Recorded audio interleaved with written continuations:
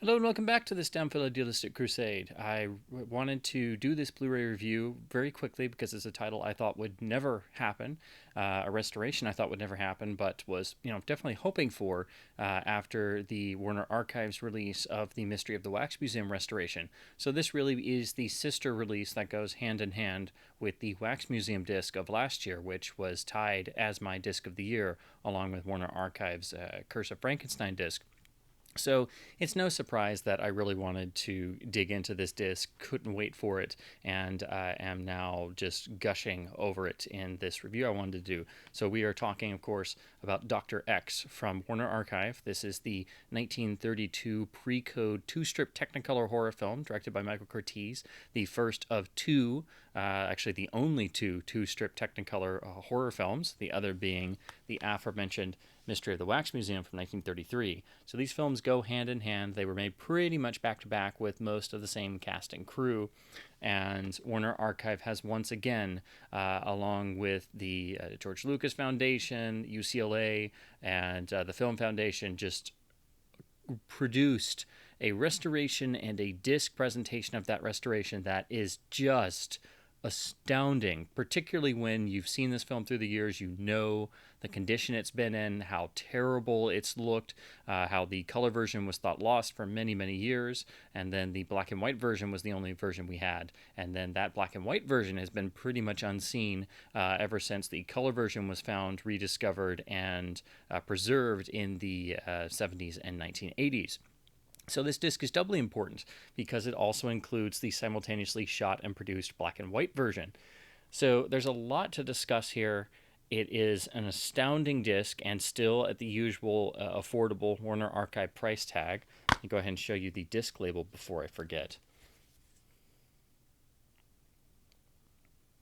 So once again, you really do have to go ahead and get both Dr. X and Wax Museum because they really form a double feature pairing, and I always wind up watching them together. So when Wax Museum came out, I was just hoping that Dr. X would follow. Of course, it's funny that they did Dr. X second, and that was technically the first film going chronologically.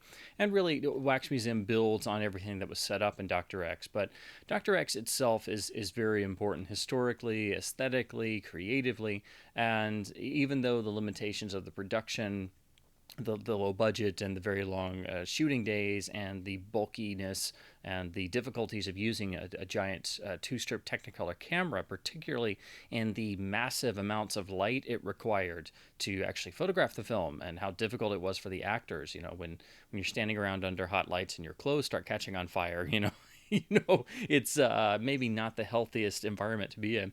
But Dr. X is based on a stage play, and so it does kind of have a stagey vibe to it. It's one of those films that you see the first time, and it just seems kind of weird, but its charms start to work on you, particularly by the second and third viewings, that eventually you come to really love and appreciate it. It has that pre-code energy, and it is totally formulated by Curtiz's direction, and of course, this was produced by Darryl F. Zanuck, so it has that classic era Warner Brothers ripped from the headlines feel. It tries to dilute the grislier horror elements, and trust me, there are plenty in this film if you have not seen it before. It really tries to dilute it with the fast talking reporter character, and used for bits of comic relief, and then the romance subplot they sort of shoehorn in there. But honestly, it really works. It's so brief, at just barely over an hour. It's about 76 minutes, so about an hour and 20 minutes, actually a little under that. So it doesn't overstay its welcome, and the garish eeriness of the two-strip Technicolor, the combinations of the reds and greens, which is really all it could produce, and of course the browns, it really gives it a very eerie feeling that nothing else in the world has, except for Mystery of the Wax Museum. These were the only two horror films produced in two-strip Technicolor, and they were done as a way to finish out the contract Warner Brothers had with Technicolor, and they had done so many two-strip musicals that everybody was tired of them, so they were just trying to figure out not only how to get rid of these last two feature contracts with Technicolor, but also how to sort of cash in on the horror craze that had really erupted once Universal started their classic horror films with Dracula and Frankenstein in 1931. So this is perhaps, a very particular Warner Brothers rendition of what they thought a horror film would be like. So it's basically horror injected into a Warner Brothers film. So you have the pre-code elements, you have the grittier slices of life, you have the fast-talking characters of an urban city metropolis, and you have a romance subplot. But the horror elements are really, really far beyond what you were seeing in other horror films. So when the big moments come up, they are really effective. So a lot of people like to complain that Dr. X is a bit talky, which again goes back to its stage origins. But again, it's a remarkable film, and particularly when you look at the production headaches and how they had to have excruciatingly long days to try and achieve the short schedule. They did go over schedule a little bit. And the fact that these are horror films directed by Michael Curtiz, who, without question, is not only the most underrated director of all time, but probably, could be considered the most versatile director who ever lived. I mean, he did basically everything, every genre, every style. And so it's even more important to look at the three films he directed that are ostensibly horror films, even though they do kind of delve into other things. And I guess to get into the extras on this release real quick, what I did appreciate is they generated a brand new extra. And of course, when extras are on a Warner Archive release, they're even more special because Warner Archive genuinely doesn't do new extras. Usually their budget doesn't really spring for that. So both on Wax Museum and Dr. X, they did spring for new extras.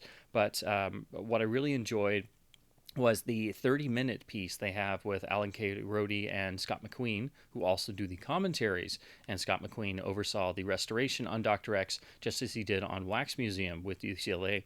But they go into really nice detail about Curtiz and his working methods, which, fans like myself already have a good knowledge of. But they talk specifically about his three horror titles. And of course, I say three, and we're talking about the two strip PreCode films, but honestly, the really important one that doesn't get talked about, and one I hope will come from Warner Archive at some point, because I pretty much worn out this DVD because I watch it every year, is the 1936 masterpiece, The Walking Dead, which is here in the sadly out of print Karloff and Lugosi Horror Classics DVD set, which has three other interesting titles mixed in. But Warner Archive did reprint this, so you can get it as a DVD-R. This was a used copy I found, so it still has the slipcase. But what was great about this, even though it's an older transfer and they do use clips from this in the documentary and they're upscaled and, stacked against the beautiful restorations of Wax Museum and Dr. X, it really shows. But this has a really great Greg Mank commentary. And honestly, for me, even as a giant Karloff fan, this is incredible. And for my money, this is the best Karloff film outside of the Luton films post his Universal glory days of the 1930s. It's absolutely incredible. It is criminally underrated and unknown. And it's really more of a B programmer, because Warner had gotten Karloff on a contract deal, and they got Curtiz to do this after doing Captain Blood, so it was sort of a step down. But Curtiz attacked it for everything it's worth. And what you have is really a B horror film crammed inside the confines of like a Warner Brothers era, classic gangster picture, where Karloff's character is the wrong condemned man, convicted and executed for crimes he didn't commit, who is brought back to life. But honestly, it has a poetry to it. It is astounding.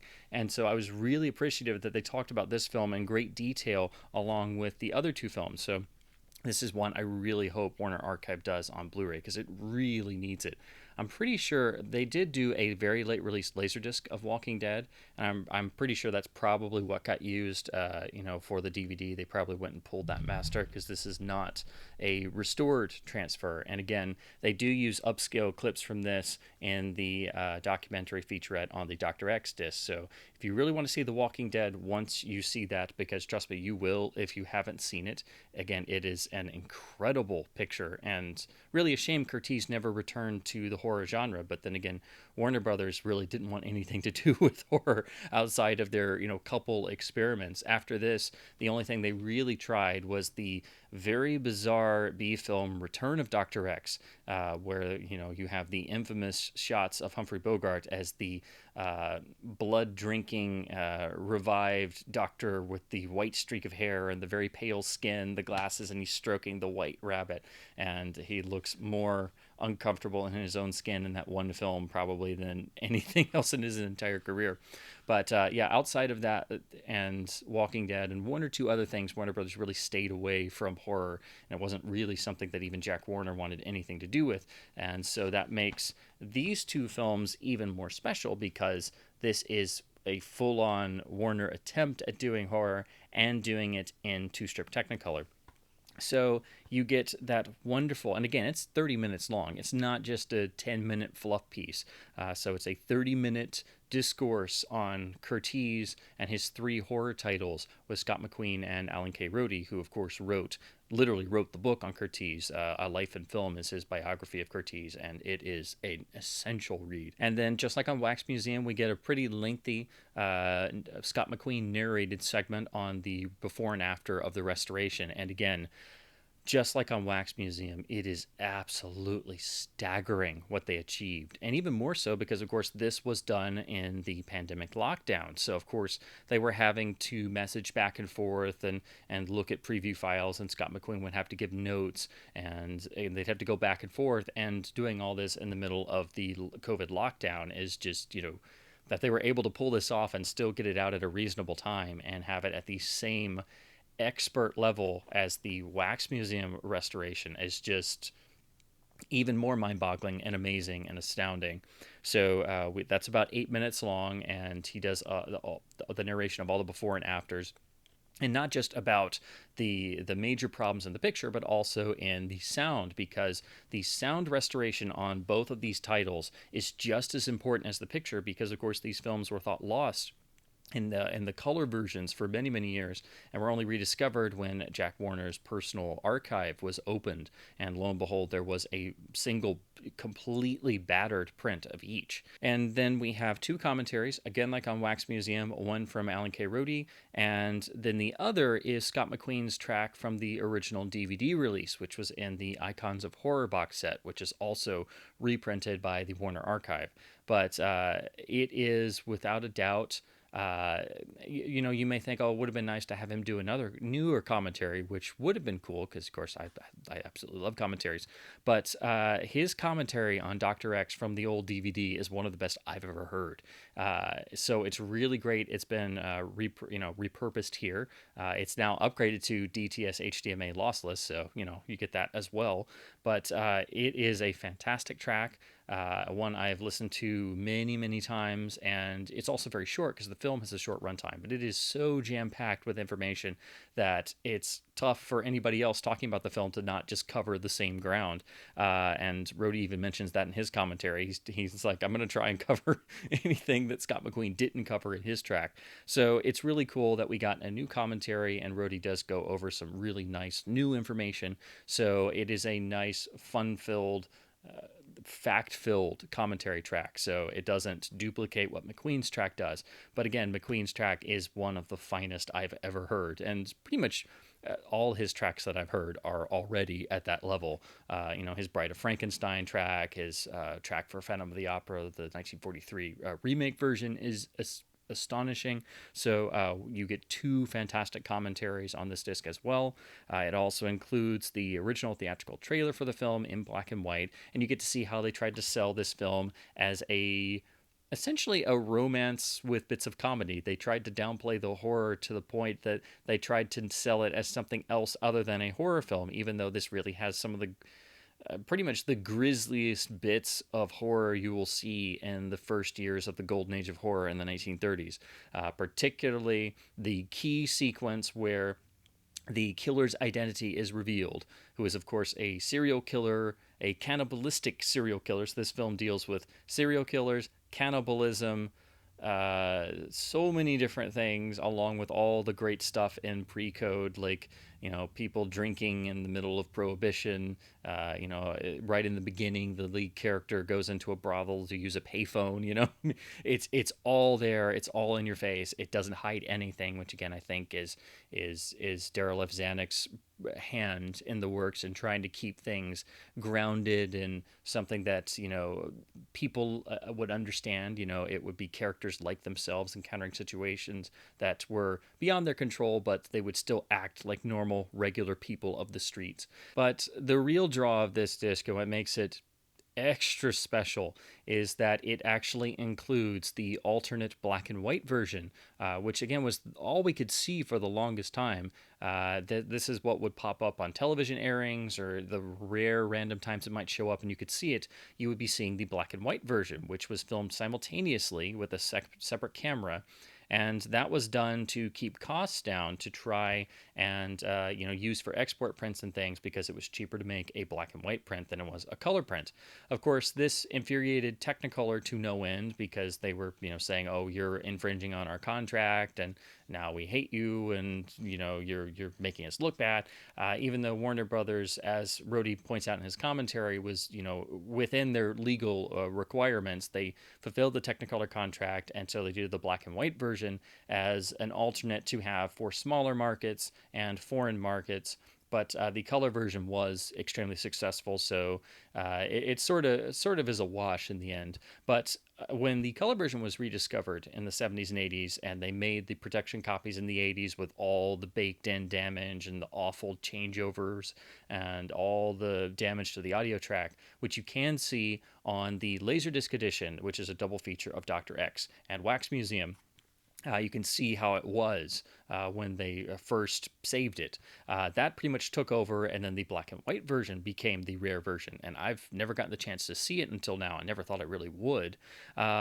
So basically, in the black and white version, they had the same setups. It is very much the same. There are a few alternate takes, so if you do watch them back to back, you will notice that the camera setups are a little different. Obviously, the primary focus was on the Two Strip Technicolor version, but there are some interesting alternate takes. There's a little bit of different dialogue. There's one scene in particular where Lee Tracy's lead reporter character is locked away in a closet in the spooky old mansion, where that scene is sort of played for laughs. He's locked in with a bunch of skeletons. It's done a bit differently. It's staged differently. That's the main one that'll jump out. But if you watch them back to back, you will notice some of the blocking's a little different. And what's really amazing is that they set the shots for all the massive amounts of light for the two-strip Technicolor cameras. But, I wondered how the black and white would suffer from that. And, for the most part, it looks exceptional. So they had to set and design everything in a way to make the lighting still acceptable for black and white. There are one or two spots where you can still see how much light is actually on the actors' faces. And I will say I did notice that in some of the group shots where you have, two or three people within the frame in a dialogue scene, it is a little bit soft. So there are some concessions, I think, that they had to make simply to be able to photograph the black and white version with the constraints of what was set up for the color version. But it's an amazing ability to be able to compare the two. Unfortunately, there's not like a side-by-side comparison or a featurette, noting the differences between the two. But some of the differences are mentioned in Scott McQueen's commentary originally. So again, it's just amazing we now have the opportunity to view both.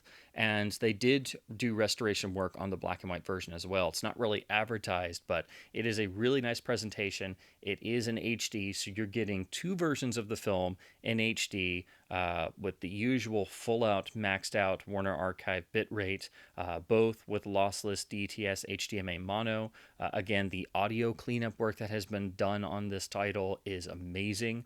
They were even able to rescue one line of dialogue that was missing from the color version from the black and white version. That was one of the new things they were able to do, because I remember watching the color version that it seemed strange there was like an extra line I didn't remember, and then in the restoration comparison, Scott McQueen mentioned that specifically they were able to save from the black and white version, because again the black and white version does share the majority of the same setups and things, so if you watch them back to back, they will seem almost virtually identical, but if you look closely, there are some different camera setups, some different camera moves. The lighting's a little bit different, and there are a few alternate takes thrown in. So that makes it, extra appetizing. So maybe you shouldn't watch them back to back, but maybe what I did was I watched the color version one night, and then I watched the black and white version the next night. That way there's a little bit of space, and that way you can really look at the black and white version, which again is really impressive. I thought it wouldn't be anywhere near as impressive without the eeriness of the two strip Technicolor, but it is very well photographed. Again, you can kind of tell they did have to work around some concessions they had to make because they had set everything up for two strip Technicolor. But this is a remarkable film. It is absolutely a landmark in the annals of classic horror and the golden age of horror, with some of the grisliest things you'll ever see in a golden age horror film, mixed in with a lot of Warner Brothers tropes of the early 1930s. So it is kind of a hodgepodge, and again, it is based on a source that was originally a stage play. So its stage origins are definitely there. There is a lot of talkiness, so it's not exactly for everybody. But again, it's a film that if you're able to give it a chance, and particularly if you watch it several more times, it really starts to work its charms on you, especially by the second or third viewing. And again, the eeriness of the two strip Technicolor look there's nothing else like Dr. X. But they did basically take all the positives of Dr. X and bring it into Mystery of the Wax Museum, which is unquestionably the better film. It's the more polished film. It's got the better story. Everything's a bit more fleshed out. But we wouldn't have had Wax Museum without Dr. X, and it is pretty much the same cast and crew for the most part, just coming over into. It's not a sequel, but it pretty much is a sequel in every way except for the story. Lionel Atwill is exceptional in both films, and of course, Wax Museum was remade as House of Wax.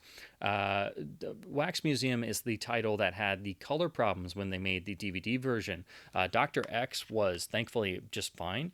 They did clean it up a little bit compared to what it looked like on the old Laserdisc, but the difference even from that 2005 DVD to this edition from this restoration, it's just, oh my word, like my jaw just was on the floor for both of these titles, but especially having the black and white version as well. So this for me, I know it's only April, but this is the contender for disc of the year, and that's across all formats. This disc is that astounding. And again, it's even more amazing that they were able to do this in the middle of the lockdown and still produce such an amazing result for a film that has just been battered. And again, we thought was lost for a great number of years in its color version.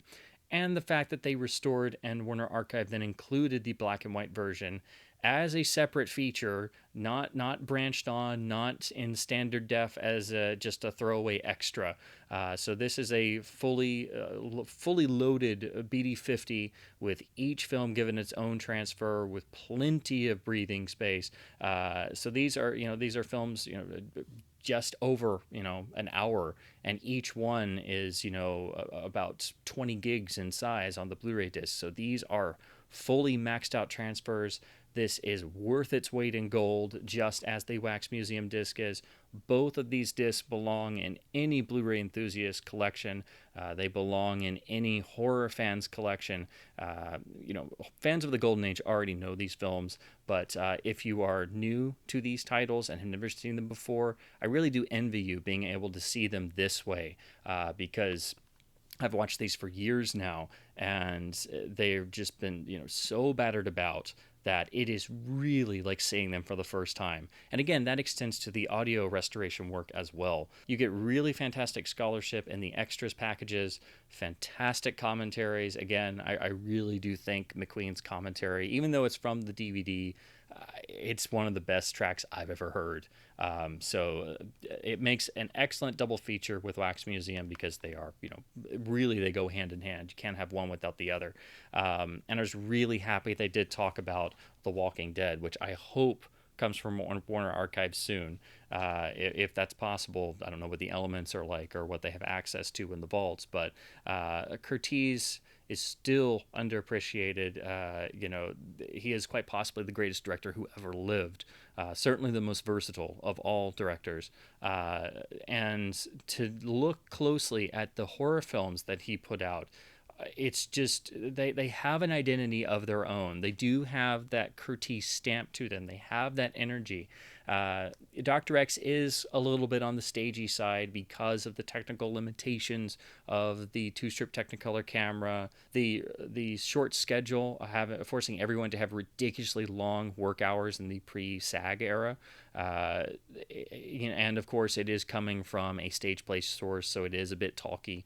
But all that aside, it's a remarkable film that really starts to weave its charm over you and work its spell. And again, goes hand in hand with the release of Mystery of the Wax Museum. So again, this is quite possibly the disc of the year. It's going to be very tough for anything to top it. That's why I couldn't wait to get my hands on it and dig through everything and listen to the commentaries and look at the extras. But this disc is astounding. It is unquestionably one of the best Blu-rays I've ever encountered. And if any of this sounds appealing, if you're into horror films at all, even if you've never seen this or you think the two-strip looks really, really weird, go ahead, do yourself a favor, get a copy of this. And once you look at the film and then you're able to look at the black and white version, which again, I thought we would never see on disc ever, you will be able to dig into the exceptional extras and the two fantastic feature commentaries. So this is an astounding release. Quite possibly the 2021 disc of the year, even though it's already April. I don't want to call it already because there are a lot of really exceptional discs in the pipeline from Warner Archive and other labels, but for this title in particular, the history it's had, and the fact that this includes an exceptional presentation of both the two-strip Technicolor version and the black and white version, plus a brand new, really great commentary, new extras, and the original fantastic DVD commentary. This is going to be very tough to beat. Again, one of the best Blu-rays Warner Archive has ever released. One of the best Blu-rays anybody's ever released. So please do yourself a favor, pick up the Warner Archive release of Dr. X, and if you haven't already, grab the release of Mystery of the Wax Museum, and then for every next Halloween, every October, add both to your annual October classic horror watch-alongs. And then to show you how much of a nerd I am and how far we've really come in not just home video, but restorations, and particularly in the history of these two films. If you really want to go back and see what these films looked like when they were preserved originally in the 1980s, they did do the first video major release. This is the double feature Laserdisc, which was under MGM UA because they had the Warner Library rights at the time on home video. So this is what the protection elements that were made back then photochemically. So this has all of the awful printed in damage and the horrendously noisy audio, but it was amazing that, we even had these at all because, again, they were thought lost for decades. So this is pretty much what came out of the Jack Warner vault, those two prints, the one for each film. It's the color version of Dr. X with the print of Mystery of the Wax Museum. And when Wax Museum got messed up on its DVD for its color, they accidentally turned all the greens blue for some reason, and then they just shoved it on as an extra for House of Wax. I had to go out and track this down so I could actually see the film properly. And if you looked at Dr. X here compared to the DVD, where again they did do a little bit of cleanup work, it was a bit nastier looking on here because again this is pretty much a baked in copy of the protection elements that were made in the 80s with all the inherent damage and stuff baked in. But it's still a nice looking jacket and a nice piece of history, and has PCM mono of the very degraded soundtracks. But it really makes it apparent just how much work has gone into these titles. If you look at the films on this, and then you go to these, it's just, oh my word, it is unbelievable. And this is still a nice presentation, with those caveats, but still, I mean, they're completely brand new. I don't even know if they possibly look this good on the original release, and the sound is, oh my God, it's like a brand new picture for each. So if you really want, you get the full experience. if you compare going back to the Laserdisc and then comparing to the new Warner Archive Blu-ray releases. So again, I had to track this down because Wax Museum got messed up on DVD, and I wanted to see the color properly. But this has been the way I've watched these, the past number of years when I trot this out for Halloween.